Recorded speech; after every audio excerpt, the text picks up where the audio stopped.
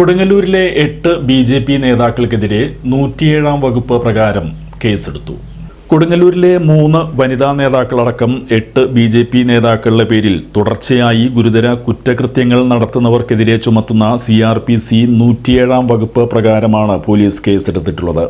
BJP. ജില്ലാ cell coordinator PS Anilkumar, മണ്ഡലം പ്രസിഡന്റുമാരായ KS വിനോദ്, സെൽവൻ മണക്കാട്ടുപടി, നഗരസഭാ കൗൺസിലർ KS ശിവറാം, വ്യാപാരി വ്യവസായി സംഘം ജില്ലാ വൈസ് പ്രസിഡന്റ് ജീവൻ നാലുമാക്കൽ, ക്ഷേത്ര സംരക്ഷണ സമിതി മാതൃസമിതി ജില്ലാ പ്രസിഡന്റ് ഡോക്ടർ ആശാലത, ക്ഷേത്ര സംരക്ഷണ സമിതി പ്രവർത്തകരായ താര, അജിത്, സിനി സെൽവരാജ് എന്നിവരുടെ പേരിലാണ് കേസ്.